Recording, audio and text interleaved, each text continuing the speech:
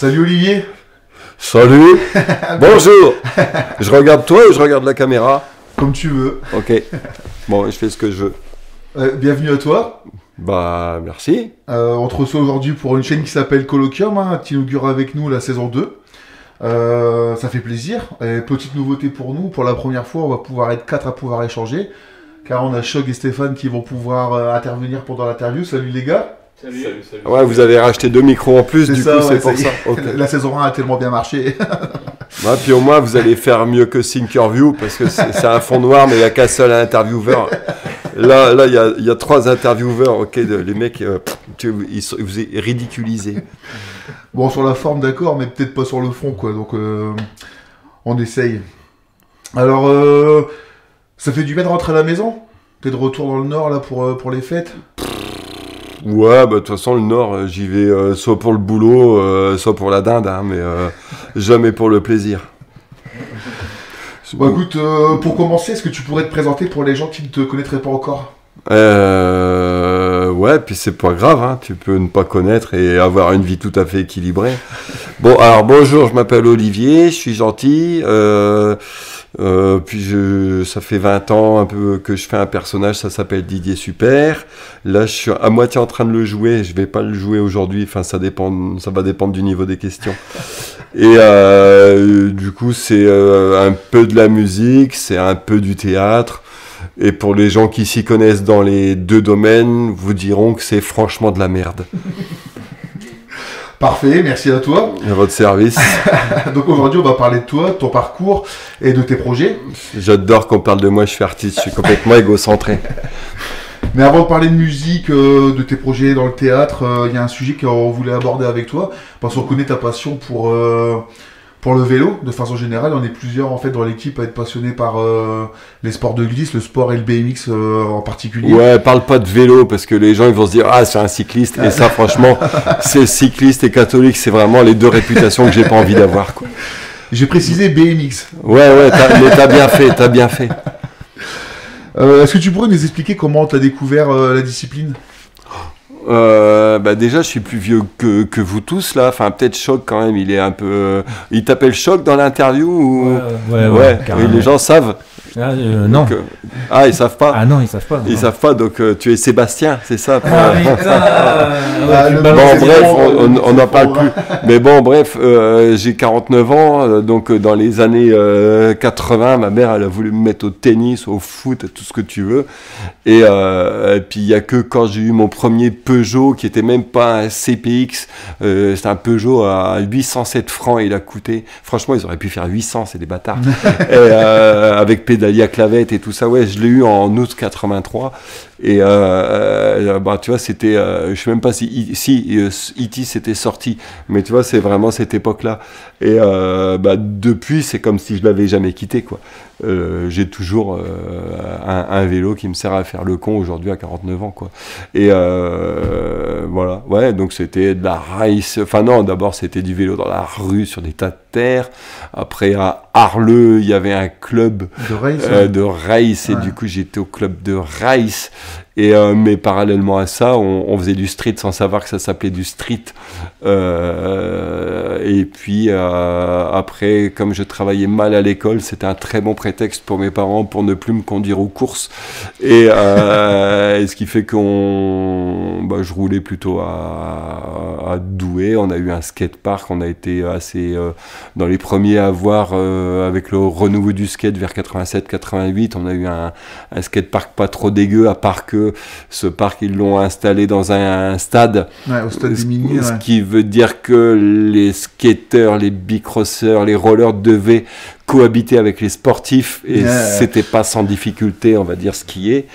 Et voilà. Et vous étiez déjà une bonne petite team à rouler en BMX? En une vingtaine quand on a eu le skatepark, où la plupart avaient déjà arrêté ou étaient en tôle. Et du coup, on n'était plus que 3-4 à faire encore du vélo. Je te parle de ça, 89, 90, 91. Et les autres étaient, enfin bref, et puis après, enfin, on était mélangés avec toute une bande de skateurs, quoi.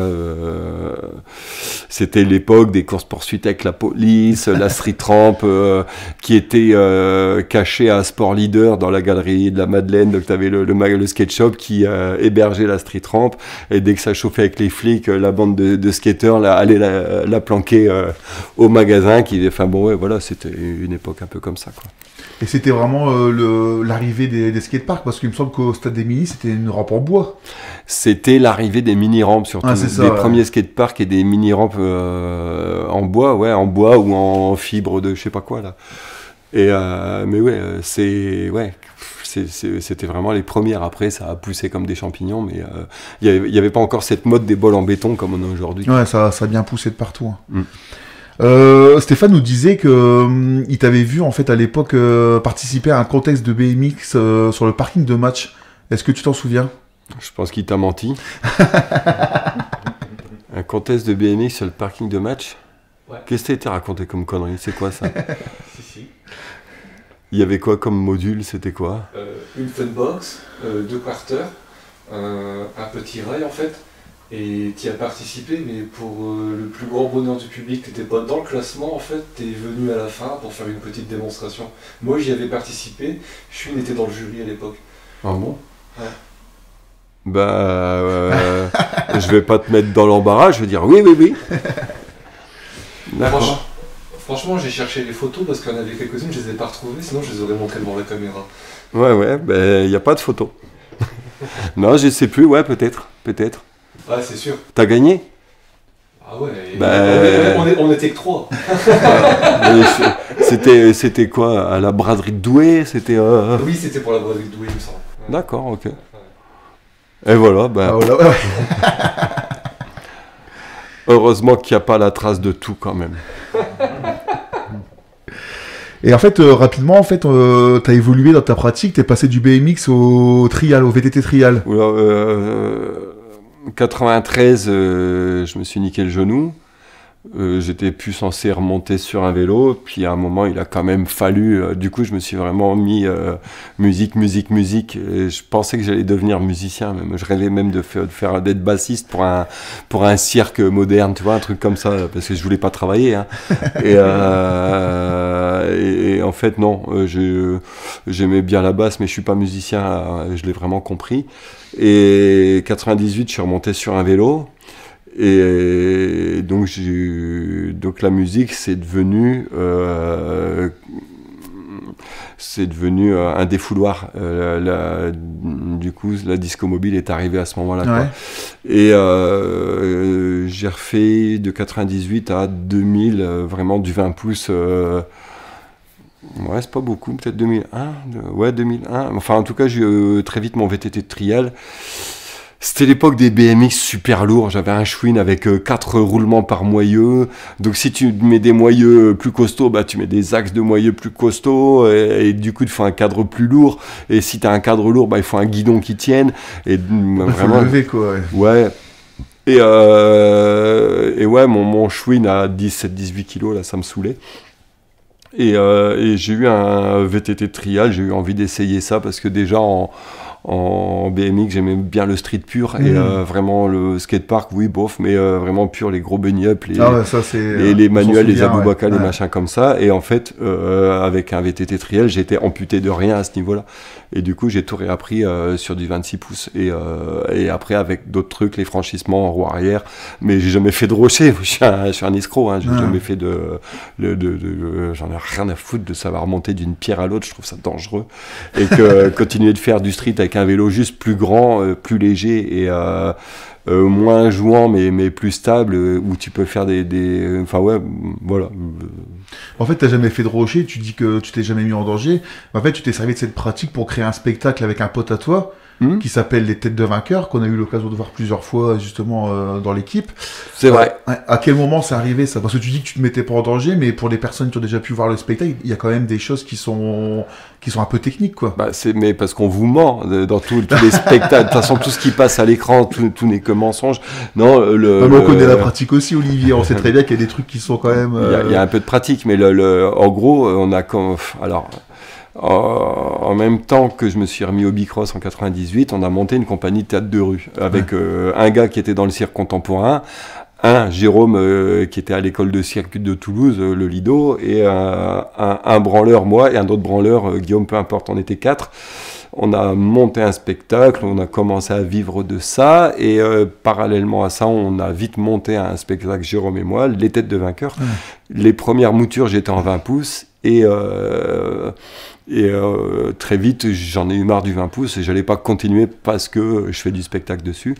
Et le spectacle, on a continué de le créer avec le vélo de trial. Et bon, ça a été très vite parce qu'avec les bases du BMX, bon... Bah, vous aviez commencé en BMX, le spectacle? Ouais. Mais pas dans la forme aboutie, quoi. Okay. Et puis voilà, et en fait, ça s'est hyper bien marié, le spectacle de rue avec le trial, parce que quand tu es sur une zone, tu vois, de 8 mètres sur 8, bon, bah, c'est mieux d'avoir des tricks qui demandent aucun élan, et ça tombe bien, c'est la spécialité du trial. Donc voilà, puis ça permet de faire des gaps où tu es à l'arrêt. Ouais. Tu peux sauter une marche de 2 mètres en étant à l'arrêt et sans aller t'exploser dans le public. Ce qui, évidemment, n'est pas ce qu'on fait croire aux gens. On fait croire que c'est risqué pour qu'ils aient l'impression d'assister à quelque chose qui va mal finir. Tu parles du théâtre, justement, c'est aussi une part importante dans ton parcours en tant qu'artiste, en fait. On va avoir l'occasion de revenir dessus. Est-ce que, pour finir un petit peu avec cette partie sur les sports, tu touches encore un petit peu les vélos? Mais le spectacle, on le continue. Ouais, excuse-moi, le spectacle continue, mais toi, dans ta vie perso, tu continues à pratiquer un petit peu? Ce que je me raconte, c'est que quand je vais faire un peu de trial, c'est pas parce que j'aime bien, c'est parce que je travaille. Ouais. Mais tu vois, cette année, on a joué encore 3 fois les Têtes de Vainqueurs, donc on est obligé de pratiquer un petit peu pour pas que le spectacle devienne réellement dangereux. Et ouais, du coup, oui, toujours. Et du coup, avec un street trial 26 pouces que j'ai trouvé sur le bon coin, une bouchée de pain, j'ai dû refaire parce que le mec c'était un branleur. Enfin, il avait mis le plateau à la place du pignon. Enfin, et tu sais, il a mis normalement, ça aurait dû être monté avec un pignon fixe à l'arrière et une roue libre à l'avant, et il avait fait l'inverse. Et du coup, ouais, ça n'avançait pas. Enfin bon, j'ai refait le truc. Et ouais, c'est l'éclate. C'est vraiment l'hybride entre le BMX et le VTT trial. Du coup, c'est un peu le beurre et l'argent du beurre. Et donc voilà, et je fais les spectacles aussi avec ce vélo. Donc ouais, ça roule. Et puis là, je me suis mis un petit peu à la descente, entre guillemets, humblement, parce que les vrais descendeurs restent pas en vie jusqu'à mon âge. Mais ouais, donc oui, rouler, ça reste important. Et je trouve que tous les gens qui ont roulé à l'époque, quand ils vont pas bien, t'as envie de leur dire, mais reroule un peu. Ouais, ça, ouais, bah oui. Et puis voilà, quoi, ça décrasse un truc dans la tête, quoi.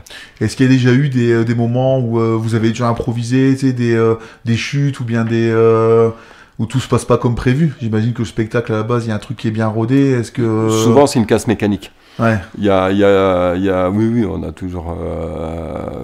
quand c'est ça qui arrive, c'est dû à une casse mécanique. Des trucs cons, un truc qui est con, mais dans les Têtes de Vainqueurs, il y a ce moment au tout début du spectacle où on met un coup de pied sur la roue pour faire lever le vélo.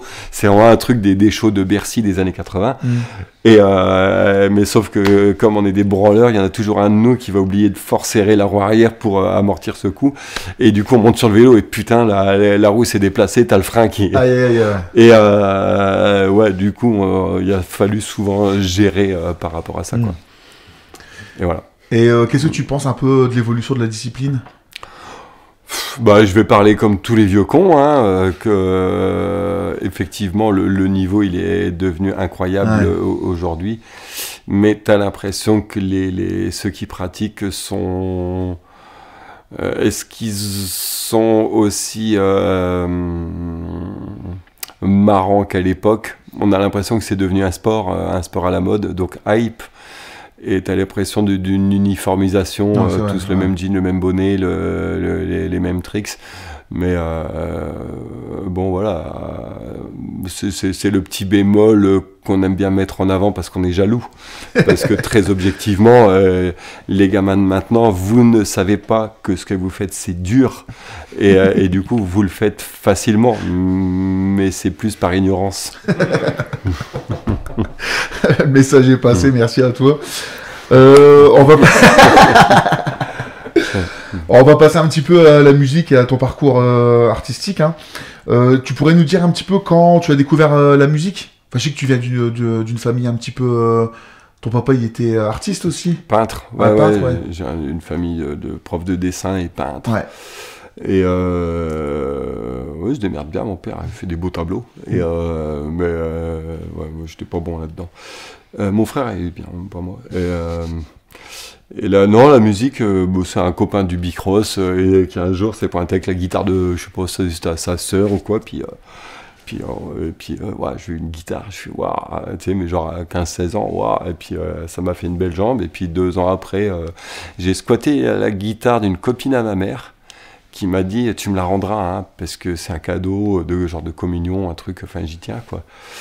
Je l'ai retrouvée avant-hier dans ma cave, elle est rincée, cette guitare, je l'ai jamais rendue. Dédicacée par Matt Hoffman et Dave Mira et Chase Gwynne à l'époque, que plus personne connaît aujourd'hui, je pense. Et puis voilà, ouais. Puis tout de suite, l'idée, quand j'ai une guitare entre les mains, c'était par exemple, de reprendre les portes de pénitencier, mais à fond la caisse. Et ouais, il y a eu que du plaisir là-dedans. Alors, je voyais bien que les mecs qui se tapaient des meufs faisait parfaitement l'arpège, les portes tu vois, avec le dos au bon moment et tout. Mais d'un point de vue hormonal, j'ai jamais été capable de cette putasserie. Faut dire ce qui est. Et donc voilà. Et à partir de là, j'avais cette guitare-là qui était mon défouloir. Et puis je faisais de la basse. Alors la basse.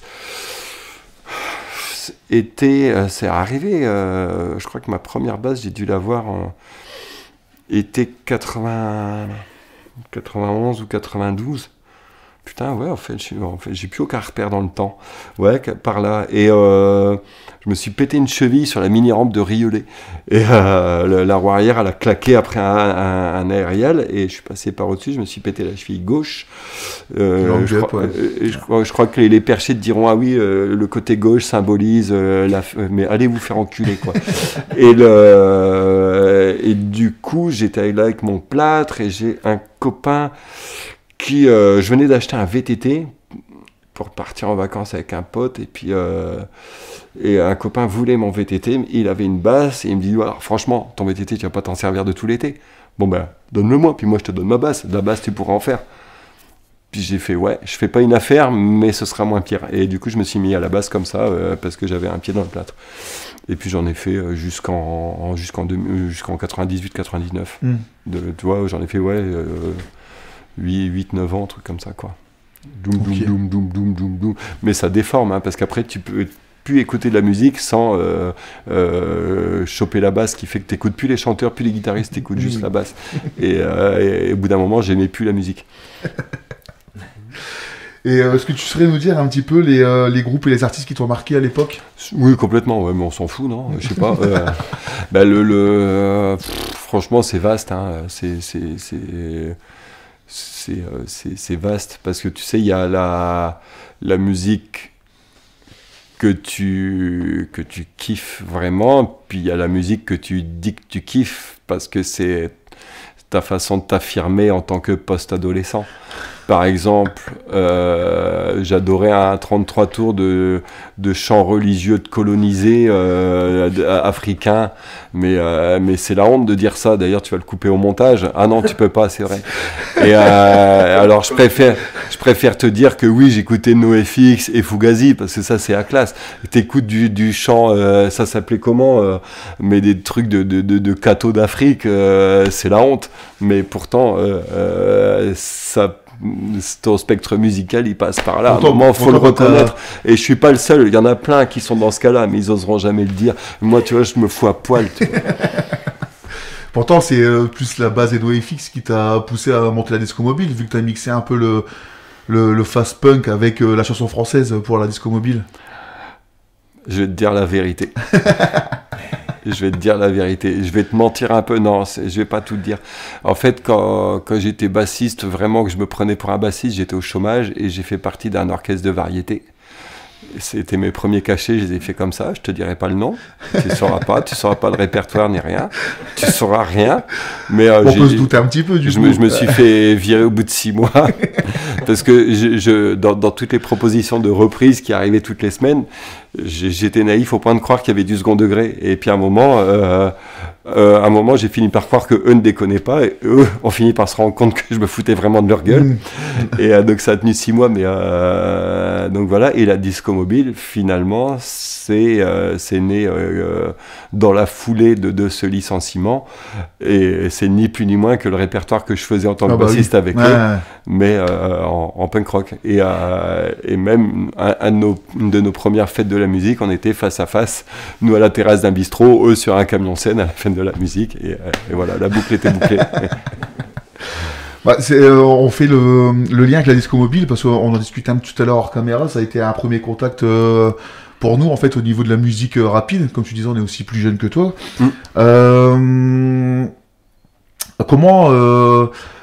Comment ça s'est créé? Comment tu as mis en place le groupe? Tu nous as expliqué qu'en fait tu avais cet orchestre de variété, tu avais envie de te foutre un peu de leur gueule pour en mettre en route ce groupe de punk rock, mais comment ça s'est créé? Comment tu as rencontré les musiciens? Déjà, pour avoir envie de faire du punk, il faut plus avoir envie de faire de musique. Et c'est clair, là-dessus, je pensais...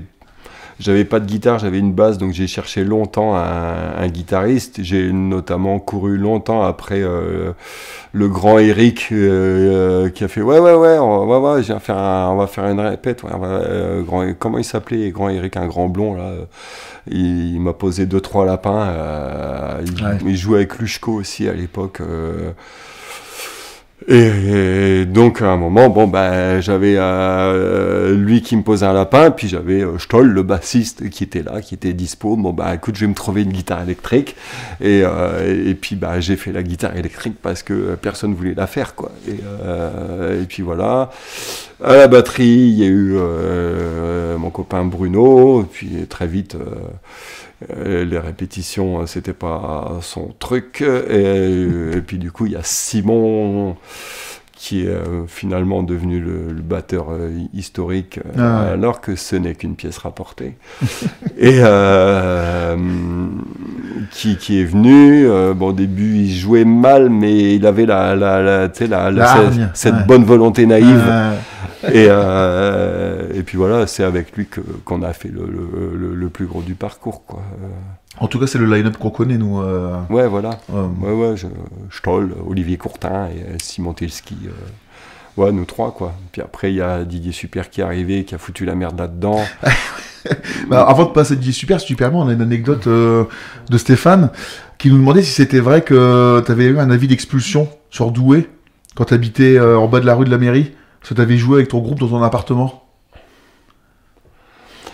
Qu'est-ce que c'est? Un avis d'expulsion? On aurait eu un avis d'expulsion? Non, je pense pas. De toute façon, le deuxième concert que j'ai fait au pied de cet appart au 26, j'y habitais plus, donc on pouvait bien faire tout le bordel qu'on veut. Il y a peut-être eu ça, et c'est vrai qu'on avait un copain qui bossait à l'EDF qui nous avait trafiqué le fusible et le compteur à l'époque pour pouvoir mettre des jeux de lumière, parce qu'on a fait carrément un festival à la fête de la musique. Il n'y avait pas eu que nous, on avait fait jouer plein de trucs.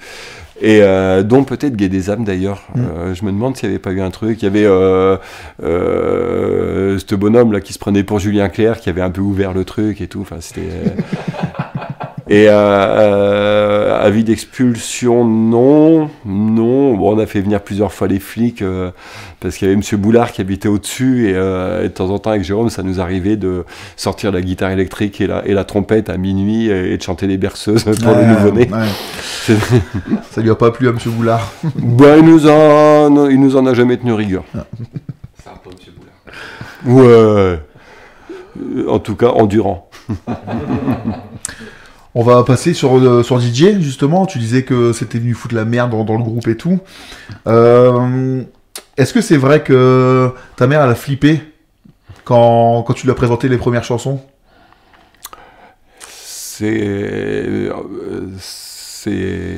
Ça l'a effectivement beaucoup rassuré de voir qu'il y avait un public pour ça. Puis il y a il y a eu un truc à l'époque, je savais pas très bien me servir d'un ordinateur, et à l'époque j'avais une copine, c'était la meuf de Jean-Louis Coste, et elle me disait ouais, tu devrais écouter Jean-Louis Coste. Alors du coup j'écoutais Jean-Louis Coste, mais je comprenais rien à l'ordi. En gros, toutes les chansons que j'écoutais se mettaient dans la bibliothèque et se mélangeaient avec mes chansons à moi. Et notamment, enfin, il y avait des trucs, Jean-Louis Coste, il est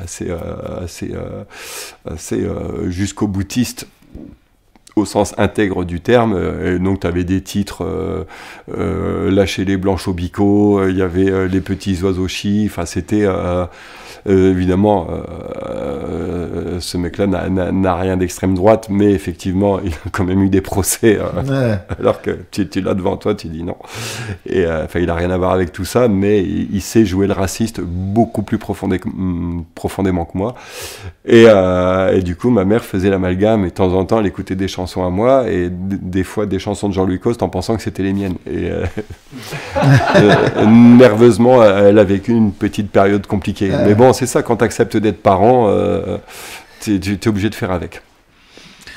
Et tu disais que tu galérais un petit peu avec les ordinateurs à l'époque, pourtant DJ sans internet, ça aurait pas pu prendre l'ampleur que ça a pris, avec la création de ton site, notamment en 2003, il me semble.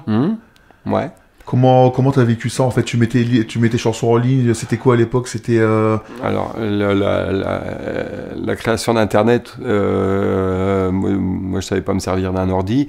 On venait de se faire un site internet pour les têtes de vainqueurs, parce que tu vois, quand on veut aller jouer dans un festival, on contacte le festival, ou le festival nous demande une plaquette, et à l'époque ça nous coûtait 14 francs d'envoyer sa putain de plaquette alors qu'il a vu le spectacle. Au téléphone ça pouvait se régler, mais non, ils veulent bon bref, du coup on a fait un site internet, il voulait une plaquette, on lui dit bah tu vas voir le site, et si ça t'intéresse toujours, bon bah on verra. Et du coup je trouvais ça vachement pratique pour Didier Super, qui aurait dû être un spectacle de rue à la base. J'avais aucune envie de réussir entre guillemets dans la musique, parce que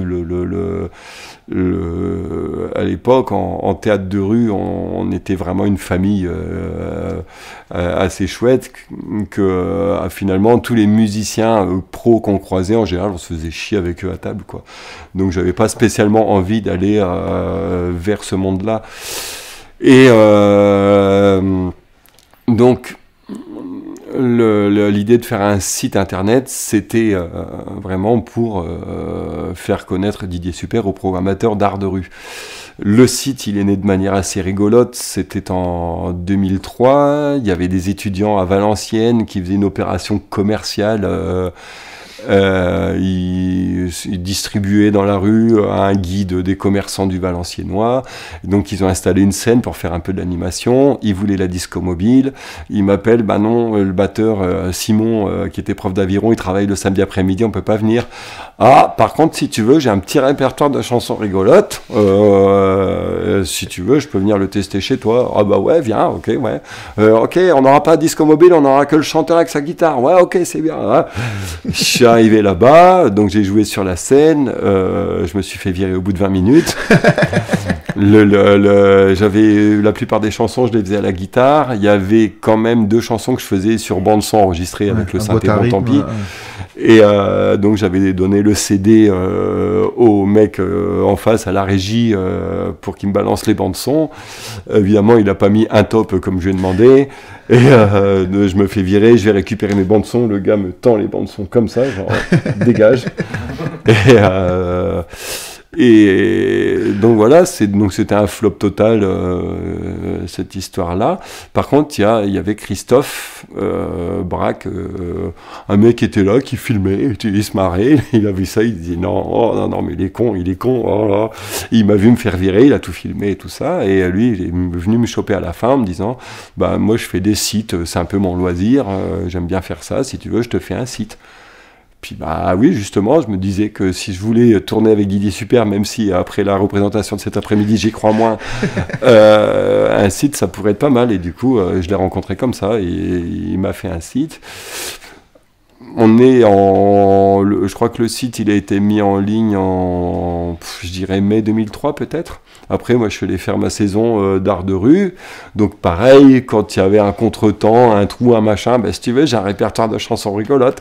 Des fois, ça se passait bien. Des fois, je vidais la moitié du gradin, comme à Chalon. Enfin, bon, bref. Voilà, il y a quelques performances. Et à la fin de la saison, donc octobre 2003, je reçois un coup de fil d'une boîte de prod à Paris. Ouais, salut, maison de disques, machin. Ça fait 2 semaines qu'on t'écoute dans le bureau. Puis on se dit, mais en fait, t'as pas sorti d'album. On pourrait te faire enregistrer un disque.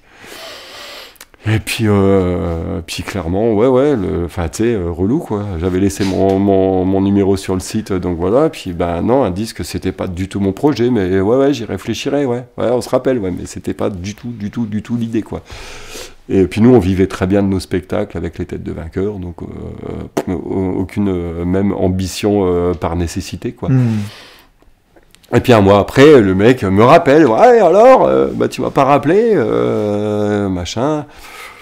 Et là, il a commencé à me parler de BMX, parce que mon premier producteur roulait avec les Mexicos et compagnie. Il avait même un petit niveau, j'ai vu quelques vidéos de lui, il était plus maigre. Et il faisait des endrails à une époque où ça se faisait pas encore. Bon niveau. Ouais. Et du coup, je suis allé le rencontrer à Paris, puis on a causé vélo, un petit peu de musique, et puis de fil en aiguille, les choses se sont faites, quoi. Elles se sont faites comme ça. Oui, aussi, je me suis aperçu que le spectacle de Didier Super, la toute première mouture, on a une époque 2003, 2004, où le théâtre de rue commençait à vouloir obtenir une certaine reconnaissance de la part des institutions culturelles. Et moi, j'ai découvert le théâtre de rue, je trouvais que c'était des spectacles intelligents, mais de intelligents, ils ont voulu devenir intellectuels, en pensant que c'était au-dessus, alors que intelligent, j'ai toujours considéré qu'intelligent, tu dis beaucoup de choses avec peu de mots, et intellectuel, c'est précisément l'inverse. Et de ce fait-là, le théâtre de rue a commencé à voir Didier Super comme quelque chose qui les fait beaucoup rire, mais que leur public ne comprendra pas, qui les met mal à l'aise vis-à-vis de leur élu. Voilà, donc finalement, en théâtre de rue, Didier Super n'avait aucune chance, aucun débouché dans vraiment le circuit dans lequel j'étais bien, quoi. Donc voilà. Et, attends, excuse-moi, Didier Super, j'ai pas été clair, mais j'ai merdé un truc, vas-y, on refait tout, on recommence. Tu faisais Didier Super en même temps que les spectacles des Têtes de Vainqueurs, ou tu tournais avec une autre compagnie, Non. À quel moment il émerge ton personnage, en fait ? À la fin de la Disco Mobile, déjà, on sentait qu'il y avait... En fait, c'est arrivé à cheval sur le premier concert de Didier Super. C'était celui de Valenciennes dont je vous ai parlé, c'était le deuxième. Le premier, c'était à la Malterie à Lille, je vais te dire, mars 2003. Et j'ai fait la première partie de la Disco Mobile. J'ai fait ma première partie. Il y avait Glory Pock, un groupe, je sais pas s'ils étaient de Lille ou d'Aulnoy-Emery ou les deux, mais bon, c'était bien. Et il y avait la Disco Mobile, et puis du coup, une semaine avant, j'avais appelé Damien, l'organisateur, en disant j'ai peut-être une petite première partie, machin. C'était vraiment le numéro 0, quoi, le crash test, quoi, le saut de l'avion, quoi. Et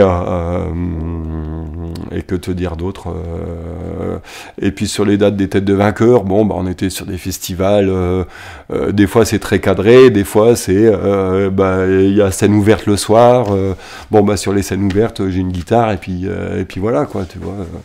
Je me souviens d'une fois où une scène ouverte au KS à Rissorangis, où on avait fait les Têtes de Vainqueurs et Didier, j'ai vidé la moitié de la salle. Non, là c'était bien. Et on y est retourné en 2004, l'année suivante. On refait la même. Donc les Têtes de Vainqueurs et Didier, tiens, t'as trouvé une guitare. Et là c'était une guitare de punk à chien, il y avait 2 cordes. Mais ça n'a rien à voir avec les 2 cordes. Mais par contre, j'ai vraiment vidé le lieu, quoi. Il en restait 10. C'était... voilà. Mais ça, t'as vite ressenti ce que ce que le personnage générait chez les gens. Ouais, mais j'en ai pas eu le contrôle, c'est fort, mais oui, tu sens bien que des fois ça gêne, tu sais pas trop où ça gêne, mais tu sens que ça gêne. Et il a fallu un certain temps avant de savoir, là ça va gêner. Ah, là tout le monde reste après celle-là. Ok, donc on continue. Enfin, tu vois, au bout d'un moment, c'était un peu plus maîtrisé cette affaire. Mais ouais, au début, si j'arrivais sur scène trop agressif, par exemple, moi ça me faisait rire, mais ça mettait les gens un peu comme ça. Et si tu rajoutes là-dessus le propos, ouais, je pouvais vraiment perdre des gens que j'aurais pu ne pas perdre en étant plus, en jouant mieux le comédien, le personnage, quoi. Et donc là, on est vraiment sur une période de ta vie où tu vis déjà en fait de l'art de rue, en fait, avec tes spectacles. Donc t'as ce producteur qui vient, on peut dire que c'est V2 Musique du coup qui te propose un contrat. Tu sors on te propose un contrat de 3 albums 4. 4 albums. Et 3 ou 4, ouais, 4. Ouais, c'est ça, 4. Bah, en fait, ils partent du principe, les contrats de maison de disques, ils partent du principe qu'un artiste, il va rarement au-delà du 2e album. Quand il en pond 4, c'est vraiment merveilleux. Et c'est pour ça qu'en général, ils mettent la main sur la part la plus prolifique de la carrière de l'artiste. L'artiste sort rarement un 5e bon album, à moins d'être vraiment exceptionnel, quoi. En tout cas, moi, ça n'a pas été mon cas. Et du coup, c'est ton premier contact avec l'univers professionnel de la musique. Ouais. Et ça t'a pas trop plu? Bah, disons que le fait d'avoir passé du temps en art de rue avec des gens n'ayant pour ambition que de transformer une plaque d'égout en lieu de spectacle. On a rencontré des gens d'un niveau incroyable, notamment un comédien avec qui on a bossé par la suite, qui à 20 ans a refusé la comédie française, leur a dit non merci, pour continuer de vivre au milieu de ses roulottes, pour pas être celui à qui on va donner du monsieur par-ci, monsieur par-là. Enfin voilà, on trouve des gabarits de personnes très très loin de cette notion de réussite au sens où on l'entend chez les gens ambitieux. Le fait de me retrouver face à ces gens-là en étant vraiment complètement émancipé enfin en tout cas en grande partie émancipé des carottes qui te tendent pour te faire avancer dans leur sens, ouais, c'est assez jouissif, ça donne une certaine liberté de ton, quoi. Voilà, et effectivement du coup ils ont des demandes, ces gens-là ont des demandes notamment en termes de productivité, et le fait d'être émancipé me permettait de leur dire, bah, écoute, mes chansons, elles arriveront quand elles arriveront, tu attends. Et ça m'a permis de constater un petit peu, parce qu'on était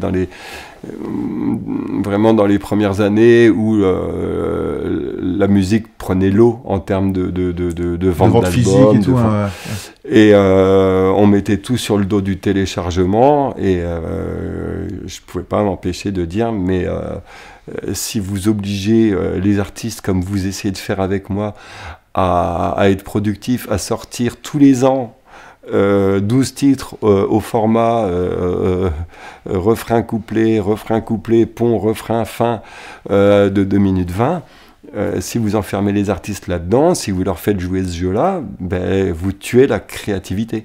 Et vos ambitions en termes industriels ne peuvent pas coller avec la sensibilité d'un artiste. Donc vous les obligez à rater leurs albums. Et là-dessus, on avait une friction qui était pas énervée, mais moi j'hallucinais de voir des équipes en train de se noyer et avoir quand même sous les yeux le problème et la solution. Ouais.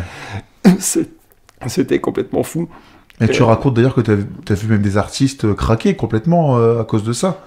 Ben, oui, on en parle assez peu, le public n'y croit pas, mais ouais, t'as des artistes qui craquent, qui font de la dépression, qui pètent les plombs à cause des cadences. Ouais, dépression. Parce qu'ils acceptent, parce qu'ils le savent, ils sont trop gentils, donc ils acceptent de faire 4 fois le Tour de France en 6 mois, et quand ils ont du temps libre, une interview pour la télé, une interview pour la radio, des fois les 2 dans la journée, les 3, les 4, plus t'es connu, plus tu as de la notoriété, plus on te veut, et plus c'est le début des emmerdes, et plus il faut savoir et conduire. Je pense qu'une meuf qui est bonne connaît ce problème. Et toi, du coup, tu t'es servi de ça pour venir mettre quelque part un coup de pied dans la fourmilière. Est-ce que tu étais préparé justement à ça ton personnage, c'est une sorte de bouclier, parce que tu as eu quand même accès à des gros médias.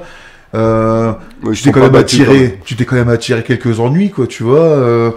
On se demandait, est-ce que tu t'étais déjà auto-censuré par rapport à ce que tu pouvais dire dans ton humour, dans ta façon de... Le peu de censure qu'il y a eu, je pense que c'est le média qui s'en charge lui-même. Ouais. Oui. Après, non. Tu sais, quand tu poses quelque chose sur le papier, c'est une envie. Donc, tu sais, c'est comme passer une double bosse où tu sais, t'as peur de passer la double. Alors, tu vas d'abord la passer doucement, t'écraser dans la bosse d'en face pour t'apercevoir que non, ça peut passer. Et moi, en général, j'écris. Je me dis, oh là là, ça c'est immontrable en public, mais je l'écris quand même. Puis une fois que je l'ai écrit, oh bah si, je vais la mettre. Et puis voilà, ça se fait toujours en 2 étapes en termes d'écriture. Après, en impro, en spectacle, bon, des fois, ça va beaucoup plus loin et... Ouais. Et des fois, la roue arrière l'accroche un peu. Et justement, en fait, tu as fréquenté justement ces médias dont tu parles, tu sais, les plateaux télé, il y a des scènes qui sont devenues un peu cultes, tu vois, où tu as pu être comparé à Coluche, au Harakiri et tout, quoi, tu vois. Faut bien vendre des yaourts, hein. Non. Mais t'es toujours resté fidèle à ton personnage. C'était une sorte de réalité crue qui débarquait, en fait, dans des médias aseptisés, quoi. Est-ce que toi, ça t'a marqué de voir ces gens, en fait, qui s'adressent à toi comme ça, enfin, tu sais, les présentateurs mainstream qui ont flippé en te voyant débarquer et puis balancer tout ce que tu pouvais balancer En tout cas, ça avait l'air de t'amuser, quoi. Il y a ce côté qui m'amuse.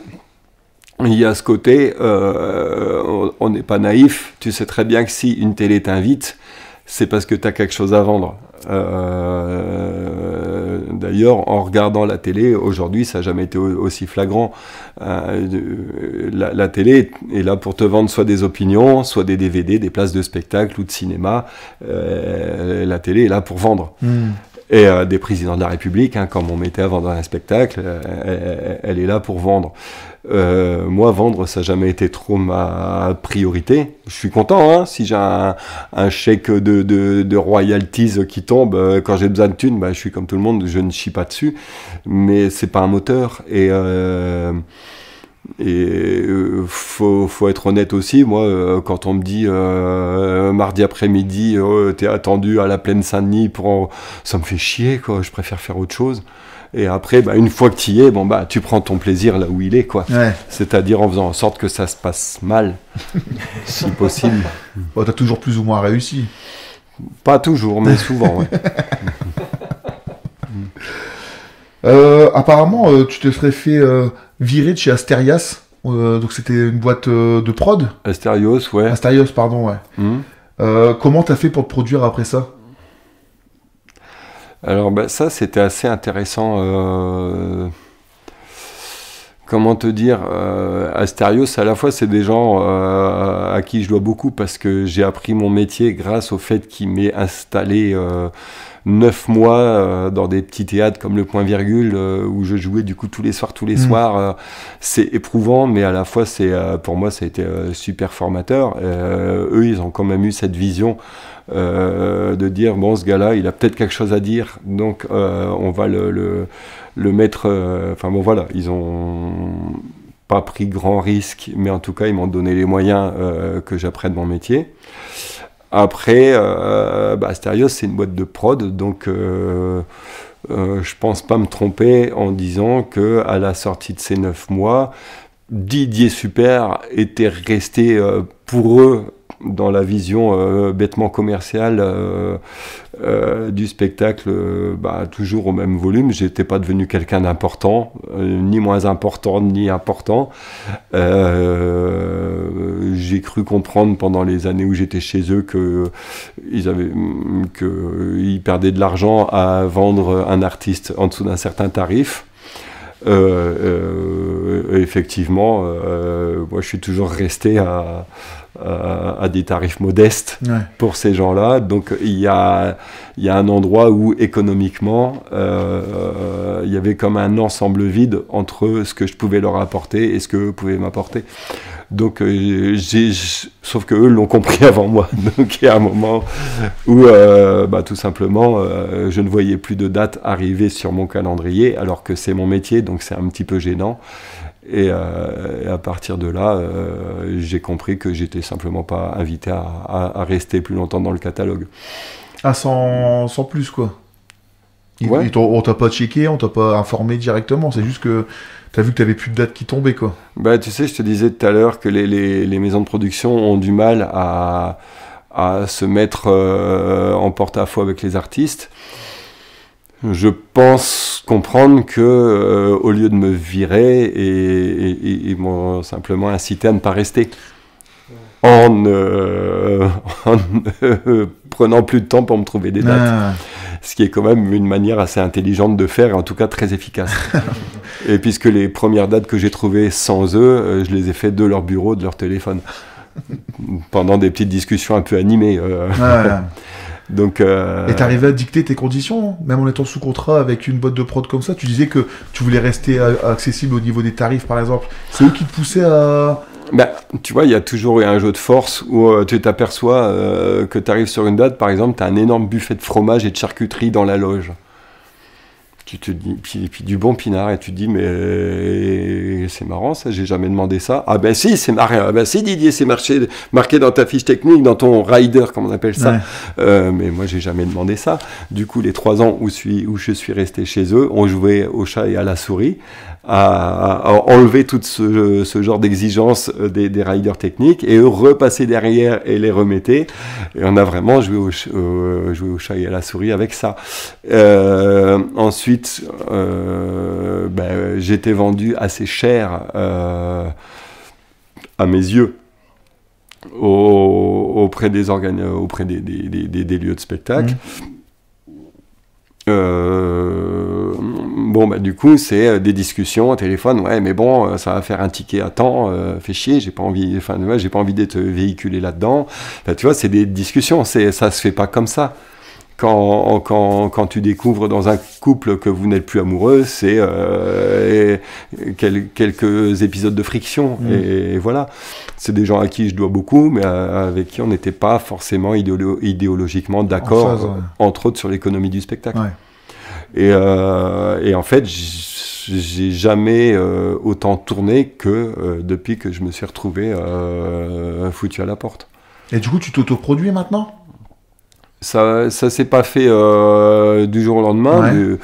Je travaille avec un agent, mais qui est avant tout un ami, et on a la même vision de. Donc c'est important ça, de trouver quelqu'un avec qui tu peux travailler en ayant.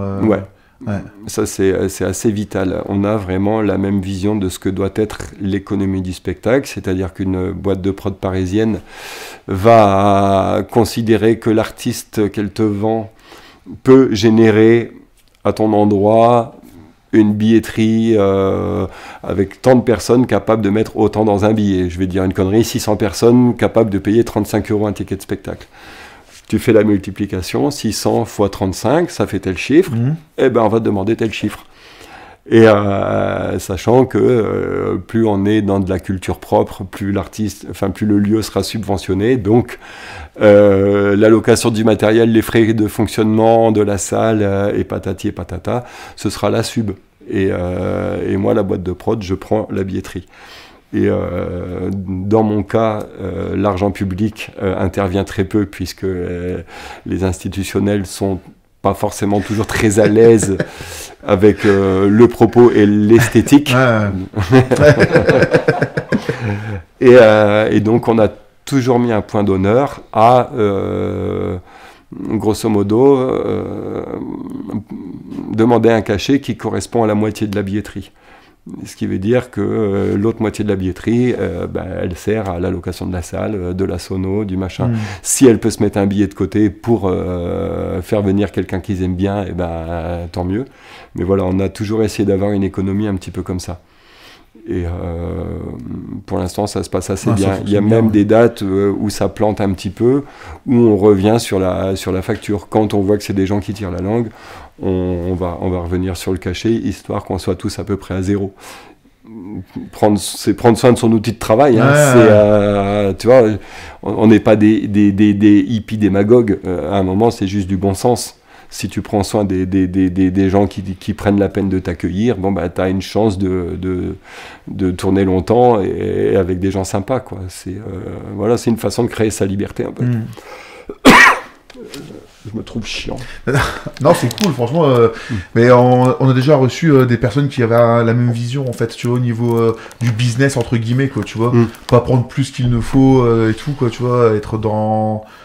Et c'est une bonne façon. Nico. Ouais, c'est ça, comme Nico, c'est ça, qui a un gros label en fait dans la région, quoi, et qui voit vraiment la chose à prendre vraiment ce qu'il faut, en fait, juste ce qu'il faut, et pas marger davantage ou. C'est peut-être qu'on adopte plus facilement des économies de gauche quand on a un succès modeste. Il y a aussi eu une période importante sur laquelle on aimerait revenir avec toi. À un moment, en fait, ton label V2 se fait racheter par une grosse boîte. Ouais. Qu'on appelle...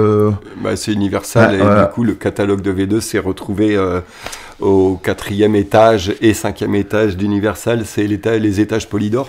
Et là, tu passes sous un giron international, enfin, un gros label... Ça a dû être violent pour toi. Pas tant, en fait. C'était spectaculaire parce que tu constates que le patron de V2 qui se fait racheter sa boîte, logiquement, il doit être en mauvaise posture. Et finalement, non, il a une promotion puisque le patron de Polydor, c'est devenu lui au moment du rachat.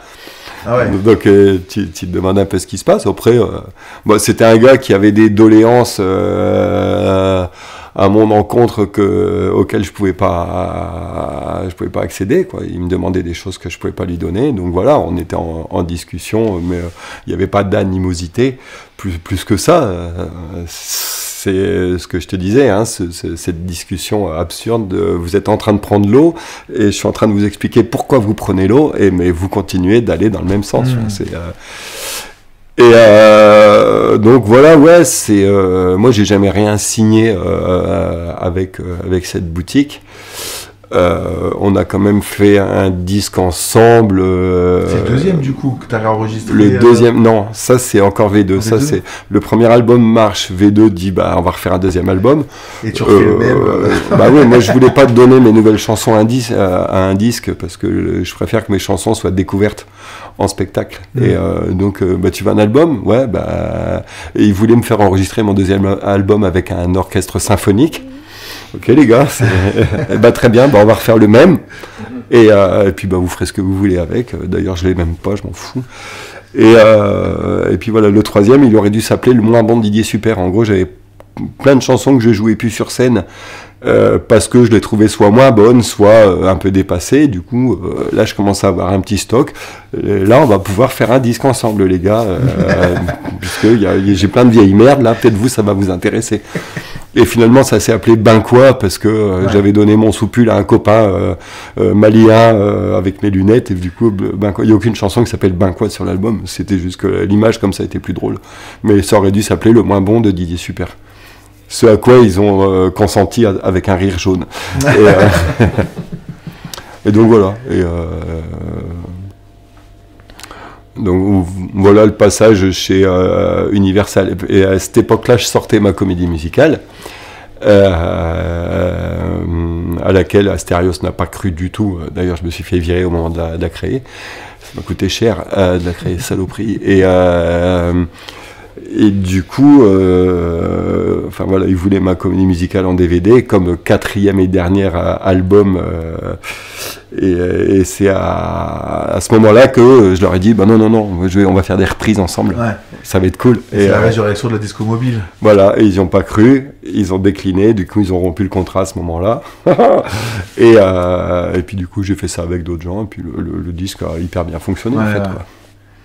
Ah, c'était un plaisir de retrouver ça justement avec un bon son et tout, nous qui avons connu les premières versions enregistrées à l'arrache et tout. Quoi. Ouais, alors faudrait préciser quand même que dedans, c'est vrai, il y a une batterie de bâtard. Tout est quantisé, hein. C'est un logiciel qui te prend le... Ça a été édité. Ouais. C'est un logiciel qui t'imite le son de batterie de un tel ou un tel, et après c'est quantisé. Enfin, voilà. La performance, elle est aussi informatique. Comme 90% des albums qui sortent maintenant, de toute façon. On n'y a pas échappé. Dans tous les styles musicaux, hein. Même dans les musiques extrêmes ou underground. Bah ouais, non, mais je sais que dans le sud, on a remonté du coin un groupe, et le batteur, le premier batteur, bon maintenant il est parti bosser à Nouméa, mais c'était mon voisin, c'était hyper pratique. Et je lui disais, voilà, j'ai tendu cet album en lui disant, voilà, ça va être à peu près ça ce qu'on va faire.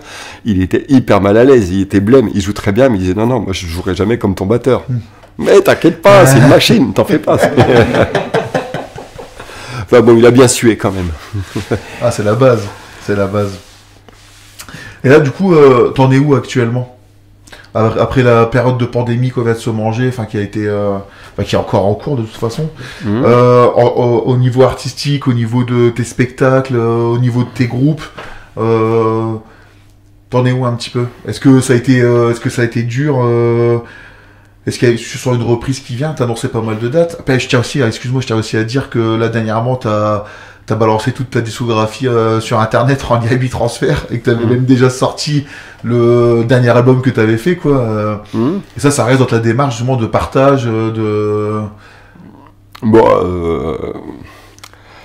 Il y a plusieurs trucs, je l'ai fait plusieurs fois, ça. En 2007, sur Benquois, on s'est amusé à sticoter un peu Universal. Encore une fois, on savait que jamais la maison de disques se mettrait en porte-à-faux avec l'artiste. Donc effectivement, ils ont préféré ne pas voir. L'année dernière, oui, on a pareil mis le disque en ligne gratuitement, parce que ça nous faisait marrer de le faire avec le coproducteur, avec Jérôme qui est mon agent aussi, ça nous faisait marrer. On fait semblant de s'engueuler en ligne, mais en fait que dalle. Si, il y a le distributeur qui lui, pareil, fait semblant de ne rien voir.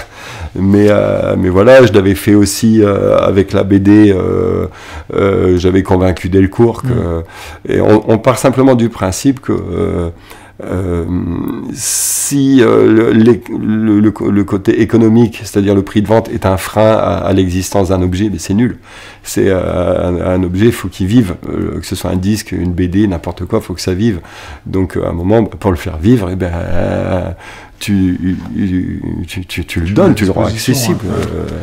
C'est beaucoup plus intéressant que de laisser crever la bande magnétique au fond d'un tiroir, quoi.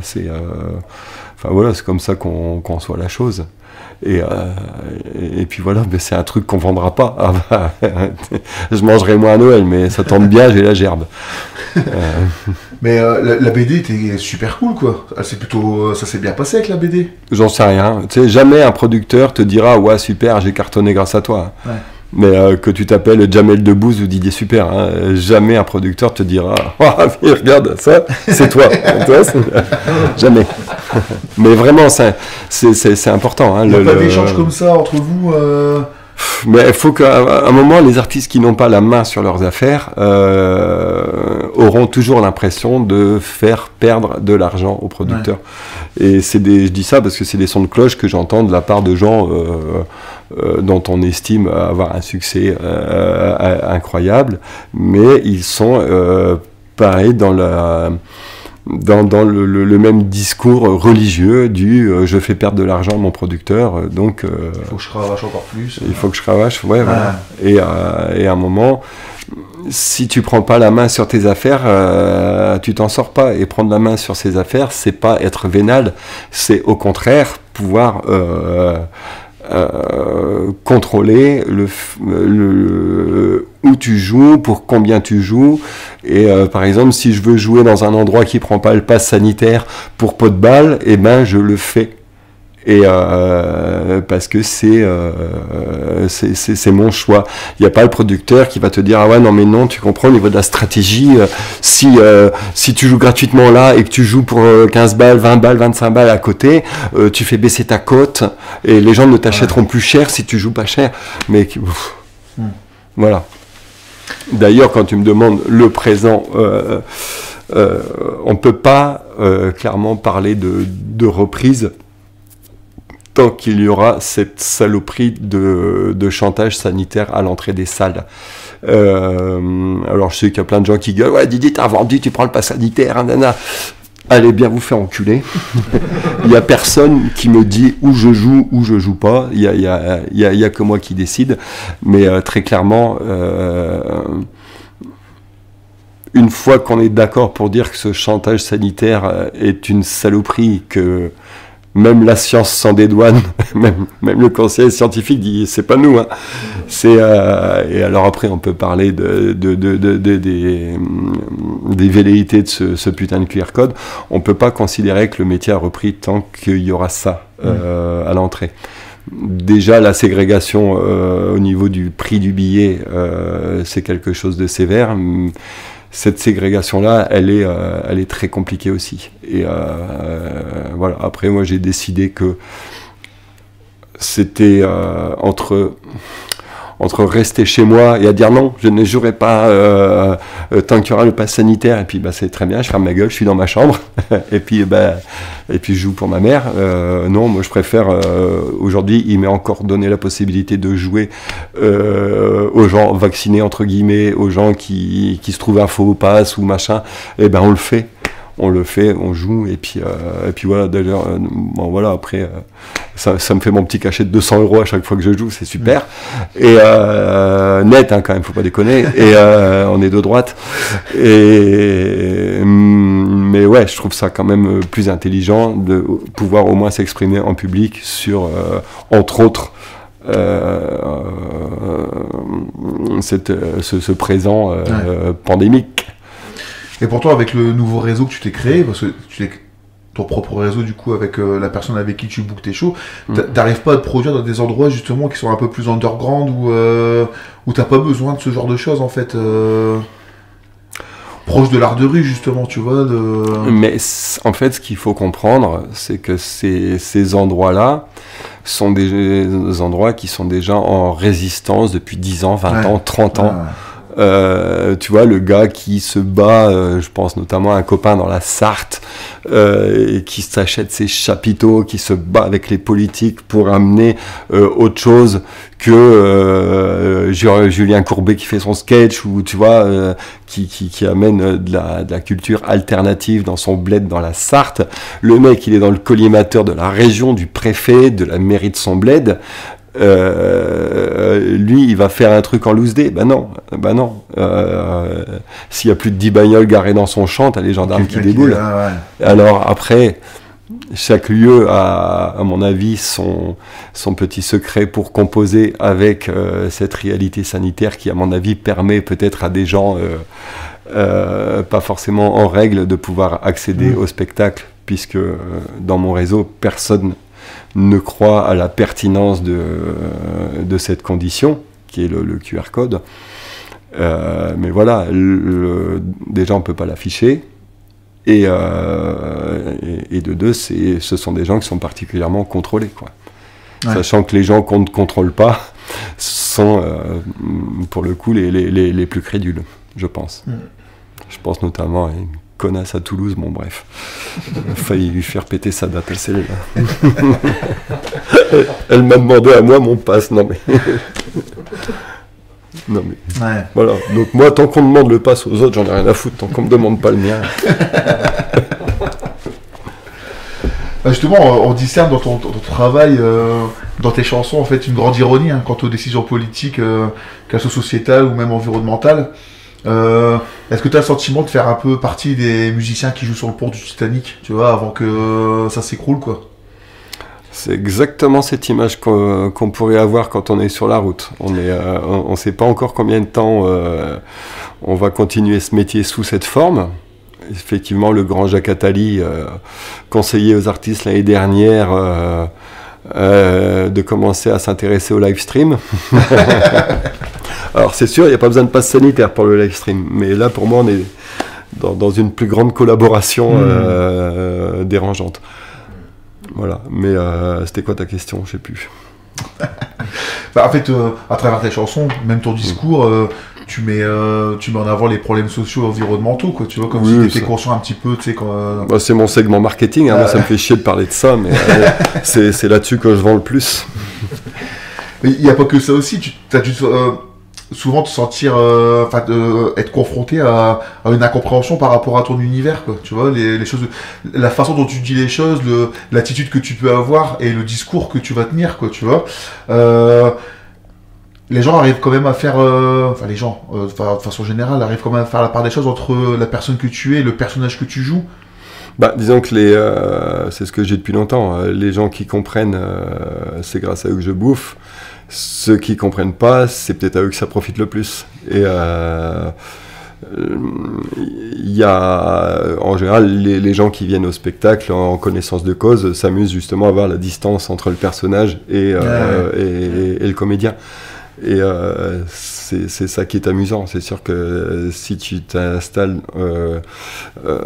devant un spectacle en ayant l'impression que ce qui est joué là, c'est la réalité. Par exemple, l'avant-dernier spectacle que je tourne, systématiquement, je dis bon, je vais devoir speeder un petit peu parce que j'ai un anniversaire à 10 bornes, donc il n'y aura peut-être pas la fin, mais on va essayer de faire le plus gros.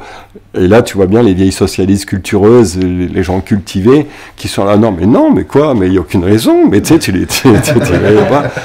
Et finalement, c'est les gens les plus cultivés, quand je joue, qu'il faut décultiver en premier. Et souvent, ce sont ceux qui quitteront la salle au bout de 40 minutes. Il y a, dans cet avant-dernier spectacle, le dernier, je suis un peu moins convaincu, mais l'avant-dernier, pour moi, c'est encore mon meilleur. Il y a vraiment 3 points clés où je sais qu'il y a des gens qui peuvent partir. Ouais. C'est le spectacle Didier Super est plus drôle que tous ces comiques de Non, ça c'est le tout dernier. C'est le tout dernier celui-là. Il commence à être pas mal, mais il est un peu gentil. Moi je me rappelle. Mais celui d'avant, ta vie sera plus moche, c'est. Ça plus moche que la mienne, ouais. Ouais, c'est mon préféré. Pour l'instant. Mais non, il est différent. Maintenant, c'est presque égal. Oh, je sais pas. J'ai pas d'avis, je m'en fous en fait. Mais on avait pu voir aussi certains spectacles avec Stéphane où t'en avais marre d'avoir des gens qui comprenaient rien, tu les amenais carrément à la sortie en disant t'as pas compris, tu sais, sous l'épaule, t'inquiète pas, et tu les dégageais de la salle carrément parce que on sentait que t'en avais marre un petit peu des gens qui prenaient ça au premier degré ou qui prenaient ça à la... Bon, ceux qui prenaient ça au premier degré, en général, se tiraient d'eux-mêmes, mais il y avait, j'ai fait des concerts beaucoup, et grâce à Asterios, faut quand même leur rendre ce qui leur appartient, j'ai pu faire des spectacles en salle assise. Et le switch entre concert à poil et les salles assises, ça fait que on a eu pendant quelques années des gens qui venaient s'asseoir en faisant à poil, et du coup ils n'étaient pas forcément en état d'écouter ce qui allait se passer. Ils étaient venus pour se rouler par terre, mais il n'allait pas y avoir de musique. Il y avait juste de la guitare et des conneries. Donc, et donc, effectivement, pendant le spectacle, quand tu avais vraiment quelqu'un qui faisait chier, un ou un groupe de personnes, c'était bon, on arrête. Parce que vraiment, tu sens que le public en a marre aussi. Puis là, il y avait tout un truc qui était hyper huilé. Je m'adressais aux gens bourrés. Enfin, je m'adressais au public en faisant semblant de m'adresser aux gens bourrés surtout. En disant, voilà, qu'est-ce que tu penses, toi, de tous ces commerciaux qui vont dans des endroits où les gens ne savent pas forcément lire pour leur vendre 12 volumes de l'encyclopédie, achète, machin. Ouais, c'est de la vente abusive, on est d'accord.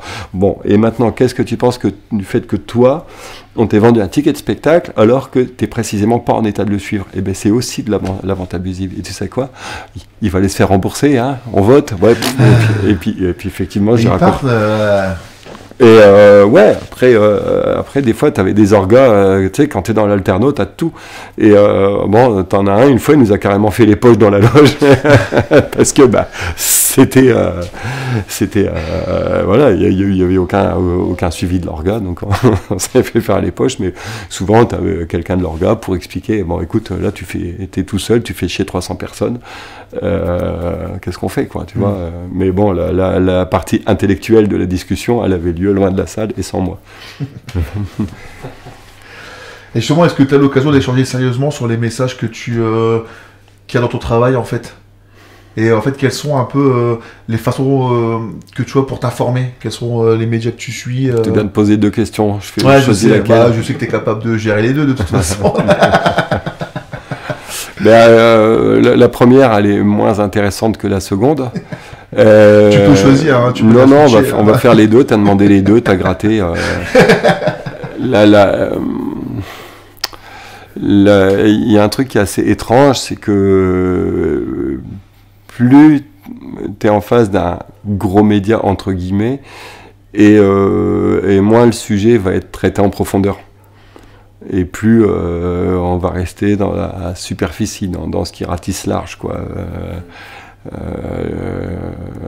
Voilà, c'est le gros média va traiter Didier Super comme le trublion Gogol, et puis voilà. Après, plus on va être chez un média plouc, entre guillemets, plus on va rentrer en profondeur, d'où la profondeur de la discussion ici aujourd'hui. Bande de plouc. Ça fait plaisir. Parce que les gens voient pas les champs de patates qu'il y a tout autour. Hein. mais putain, quoi. Et du coup, de ton côté, comment tu vas pêcher l'actualité? C'est devenu une vraie question aujourd'hui, comment pêcher l'actualité. Il y a quelque chose d'assez manifeste, c'est que, alors, je vais chez le kiné pour avoir BFM. J'ai un problème au tendon à l'épaule gauche, du coup je fais un peu de kiné, et du coup tu as BFM qui tourne souvent. Et faut que tu changes de kiné, hein. Ça me permet de me cultiver, quoi. Parce que tu sais, quand t'as pas la télé et que t'as que Internet, t'es entraîné dans un seul courant. Et du coup, grâce à cette kiné, je m'aperçois que vraiment le récit qu'on raconte aujourd'hui aux gens avec cette histoire de pandémie, c'est que les politiques et les industriels ont décidé de se tenir par la main et de se dire, ok, on va mettre de côté l'économie pour sauver la vie des gens. Voilà, t'as ça d'un côté. Et puis à l'opposé, t'as faites gaffe parce que les antennes 5G sont reliées à la face cachée de la Lune et ton vaccin, il est connecté aux antennes 5G. Voilà, donc t'as un panel comme ça de réalité. Et j'imagine que la vérité doit être relativement multiple, basée sur du vrai, comme du yaourt à l'arôme fraise. Et qu'elle se balade entre ces deux points qui pour moi sont à peu près opposés, mais j'ai l'impression que si tu regardes BFM ou Odyssée, enfin quelques vidéos sur Odyssée, tu as le même pourcentage de fake news et de propagande, quoi. D'information, je veux dire, pardon. Et tout à l'heure tu rigolais, tu te foutais un peu notre gueule en disant que tu comparais Colocom à Thinkerview. Tu connais cette chaîne? Je me la bouffe pas mal, ouais. Parce que je suis insomniaque et des fois, quand je me réveille trop tôt, je me mets du Thinkerview et plus c'est catastrophiste, plus c'est et plus ça me berce. Genre Pablo Servigne, waouh, quoi, tu vois. Gratte-moi le dos. Justement, il y a des interviews qui t'ont marqué sur ce média? Ouais, quelques-unes, ouais. Servigne évidemment, Michel Collomb, le Belge, le mec qui t'explique que quand on s'en va faire la guerre quelque part, il n'y a peut-être pas qu'une histoire de bien contre le mal, il y a peut-être aussi une histoire de pétrole derrière. Cette interview m'a beaucoup plu. Qui sait qu'on a d'autres. J'avais envie de voir un peu en profondeur Éric Zemmour, je n'ai pas été déçu. Tu sais, parce que Éric Zemmour, on en parle, mais c'est bien d'aller savoir de quoi on parle. Et effectivement, en 1h30, tu es vraiment convaincu que c'est un petit mec. C'est vraiment un tout petit mec. Et d'ailleurs, quand tu opposes ça, quand tu as écouté Servigne 4 ans auparavant et que tu as l'intervieweur qui parle d'effondrement écologique à Zemmour et qui te répond « Ah, mais c'est des conneries ça, Là, tu te dis « Ouais, il est fort. Ouais. Il est très fort. » Mais enfin bon, de toute façon, on sait que c'est Pécresse qui passera. Et lui, il se fera démouler comme d'habitude. Il sera un candidat lambda jusqu'au premier tour. Et puis le lendemain du premier tour, quand on verra qu'il est qualifié pour le second, on dira la France ne doit pas céder à la xénophobie, alors qu'on l'aura quand même médiatisé jusqu'en fin avril, quoi. Enfin, logiquement, c'est ça qui devrait se passer. C'est assez passionnant, quoi. Après, non, mais il y en a eu plein. Il y a eu des connards aussi. Hein. Il y a eu Laurent Alexandre, quand même, les dieux et les inutiles. Quand même, le mec qui est quand même capable de te dire que le QI n'est pas géographiquement réparti de la même manière entre les quartiers riches et les quartiers pauvres. Entre un médecin et une infirmière aussi. Ouais, il l'a dit. Hein. Et non, mais les cons, ça ose tout. C'est à ça qu'on les reconnaît, c'est ça. Non, mais pour avoir donné des ateliers autour du théâtre, justement, dans des quartiers assez défavorisés, quand je vois ce que sont les contes de Laurent Alexandre, je veux même pas savoir ce que sont les intelligents dans les quartiers pauvres, parce qu'on a des cas brillants quand même. Et mais bon, voilà, c'est non, il y a quand même beaucoup de gens intéressant. Ouais. J'aimerais voir Jacques Attali interviewé sur Thinkerview. Et je trouve que la rencontre pourrait être riche.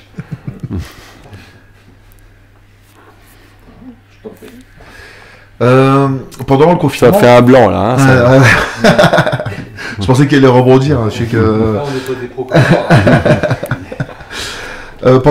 Pendant les confinements, tu as mis en ligne une série de courts-métrages qui s'appelait Rejoins en marche, il me semble. Ah, c'était avant, ça. C'était avant, ça. Ah, ouais.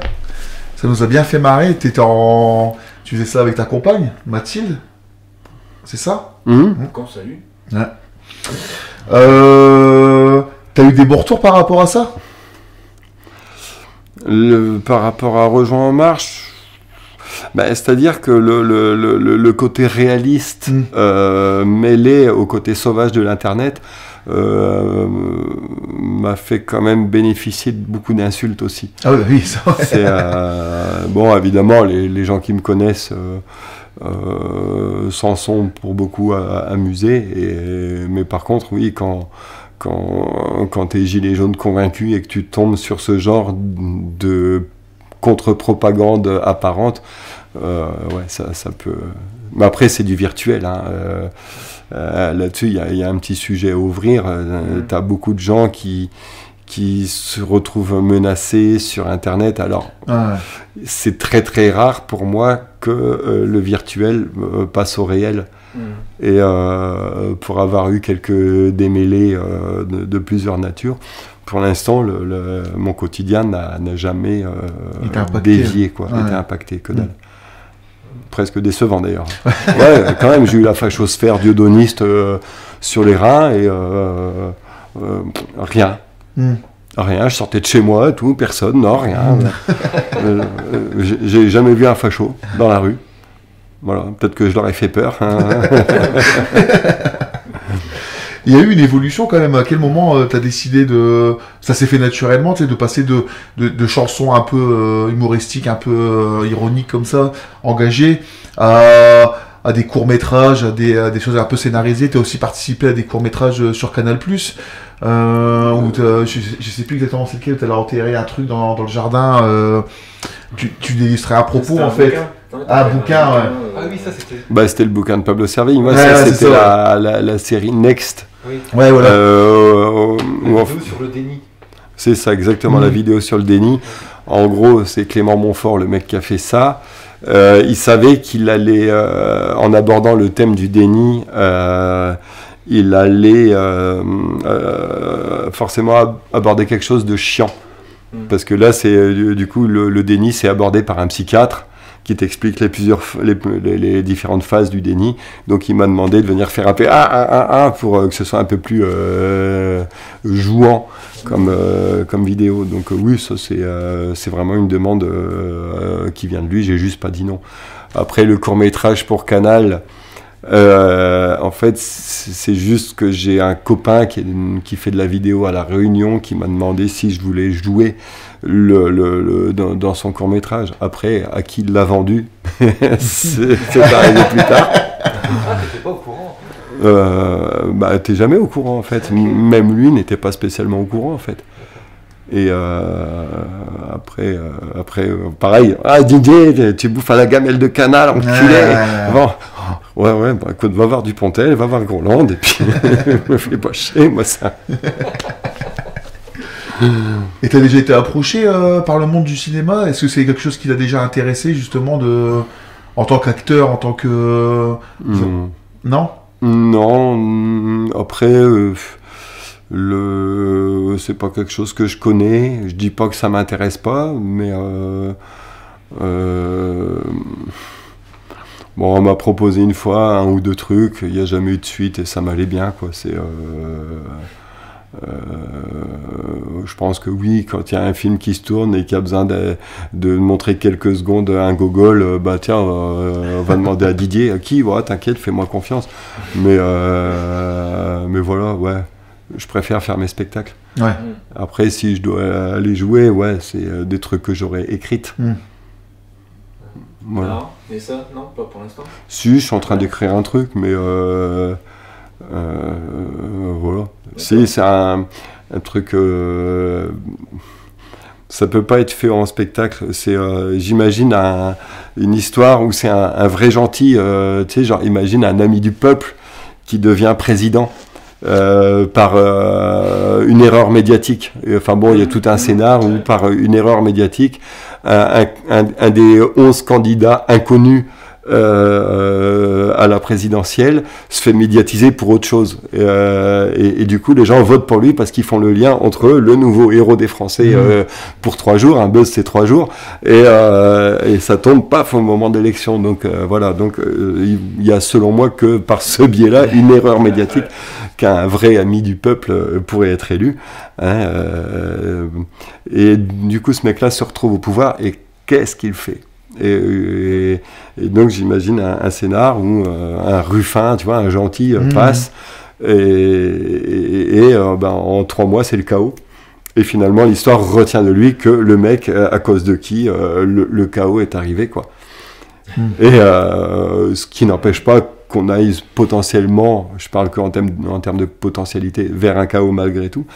Mais j'ai l'impression que ça juste précipiterait les choses, d'avoir vraiment un ennemi des banques à la tête du pays. Donc pour ça qu'il faut voter à droite. Bah écoute, ça serait cool de pouvoir voir ça, quoi, en espérant que... Ouais. Bon, tu sais, j'ai pas fini de l'écrire. Hein. Ah bah. Il y aura toute une partie qui était naze, du coup j'ai les idées, mais j'ai pas encore le temps de le faire. On va arriver tout doucement à la fin de notre interview. Bah ça tombe bien, j'ai la dalle. Ah bah parfait. Merci à toi. Avant de terminer, on voudrait en savoir un petit peu plus sur tes projets à venir. Là, tu nous parlais que tu écrivais un scénario. Tu vas continuer à tourner un petit peu avec ton spectacle malgré ces conditions et tout. Est-ce que tu veux refaire un album? Est-ce que tu voudrais... t'as d'autres projets à part manger là, dans les minutes qui vont venir? En fait, depuis 2017, ça s'est fait complètement par hasard. On s'est amusé à aller donner un atelier, à aller faire les cons en fait à des jeunes à Cayenne dans un CER, donc des jeunes. Centre éducatif renforcé, ouais. Voilà, une maison de correction, quoi. Et avec Mathilde, on s'est amusé à faire ça. On a fait ça une fois, puis il y a 2 ans, je suis allé faire des dates à Tahiti, puis on s'est dit, tiens, ce serait marrant de redonner un atelier, ce serait une façon de découvrir un peu le pays. Et puis on a donné un atelier, et donc là, il y avait 3 foyers, un foyer qui accueille plutôt des femmes qui prennent sur la gueule, un autre foyer des hommes à la rue, et un autre foyer des familles à la rue. Des CHRS. suis catho. Là-bas, c'est les cathos qui s'occupent des pauvres.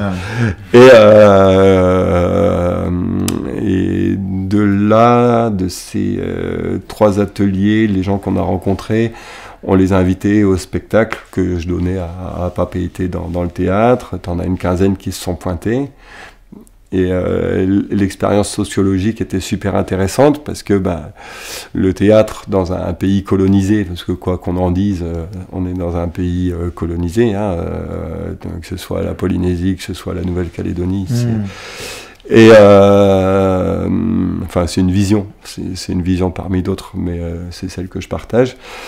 Et les bons blancs qui étaient dans le public, tu les sentais assez sceptiques quant à l'idée que des Polynésiens puissent venir voir Didier Super et encore plus rire aux blagues de Didier Super. Et les rires se sont faits pour les mêmes raisons au même moment que tout le monde. Et du coup, on s'est dit, tiens, c'est marrant, ce qu'on a fait là, on l'a pas cherché, mais ça s'appelle une action culturelle. Et une action culturelle qui marche, c'est rare. Et là, elle a marché sûrement parce qu'on l'a pas fait exprès. Et du coup, on est rentré de Tahiti en février 2020 et pour confiner à partir de mars 2020. Et du coup, on s'est mis à réfléchir à une méthode, une série d'exercices qu'on pourrait proposer à des gens comme ça, un peu avec le nez dans la merde, là, pour les faire un peu sortir d'eux-mêmes, pour les faire un peu sauter de l'avion, pour les faire les cons et se retrouver en fait en faisant les cons à avoir confiance et en gros l'année qui vient là, on va la consacrer à ça surtout. Et voilà. On va vraiment la consacrer, ce qui n'empêchera pas qu'il y aura toujours des vidéos, mais à partir de mars, si déjà on peut encore jouer jusque mars, rien n'est moins sûr, il y aura un peu moins de spectacles, et on va vraiment se consacrer à ça. Donc, c'est un super projet. On a envie de faire ça. Il y a du taf là-dedans. Il y a des choses à faire. Voilà, ça nous amuse de faire un peu une espèce de boule de pu avec toutes les conneries que j'ai pu sortir pendant 20 ans et puis laisser les gens se les approprier et voilà, ça va nous occuper après. Je vais pas faire ça toute ma vie, parce que je préfère être une grande vedette, mais voilà. C'est un beau projet. Enfin, franchement, j'espère que ça va rouler pour toi. Non, disons que d'un point de vue éthique de gauche, c'est hyper compatible. Mais après, on verra si c'est beau. On va juste faire de la thune sur le dos des pauvres, comme d'hab.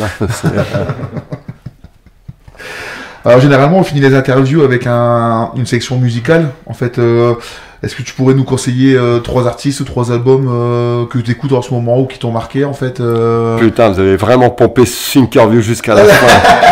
Ouais, c'est assumé.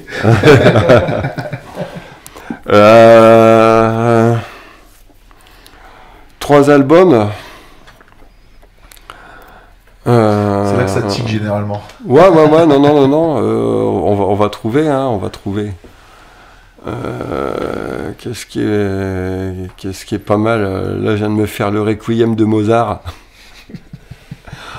Oh, c'est chiant au début, mais plus tu te le passes et plus tu dis ouais, mais après ça groove pas. Donc Requiem de Mozart. Tout à l'heure je parlais du truc de musique catho, la Missa Criolla. Putain, je sais plus le nom, de toute façon c'est introuvable. C'est un 33 tours, c'est un double album. Voilà, qu'est-ce qu'on pourrait mettre d'autre